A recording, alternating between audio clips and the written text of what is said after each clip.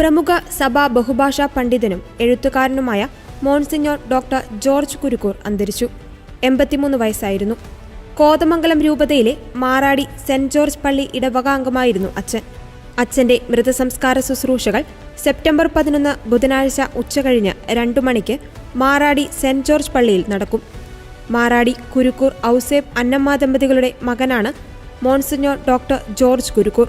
1968 March 15-നാണ് അച്ഛൻ പൗരോഹിത്യം സ്വീകരിച്ചത്. 1990 മുതൽ 2021 വരെ കേരള കത്തോലിക്കാ സഭയുടെ ആസ്ഥാന കാര്യാലയമായ POCയിൽ അപ്പസ്തോലിക പ്രബോധനങ്ങളുടെ വിവർത്തകനായി സേവനമനുഷ്ഠിച്ചു.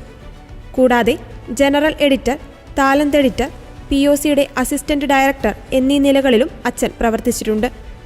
മംഗലപ്പുഴ കാർമൽഗിരി സെമിനാരികളിലും കോതമംഗലം സെന്റ് ജോസഫ് മൈനർ സെമിനാരിയിലും ദീർഘകാലം അധ്യാപകനായിരുന്നു.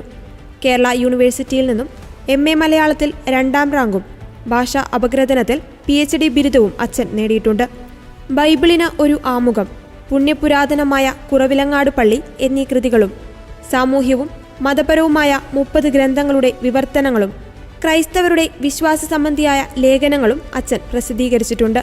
സഭയ്ക്ക് നൽകിയ സമഗ്ര സംഭാവനകൾ പരിഗണിച്ച് 2022 അച്ഛനെ ഫ്രാൻസിസ് മാർപ്പാപ്പ മോൺസിഞ്ഞോർ പദവി നൽകി ആദരിച്ചു.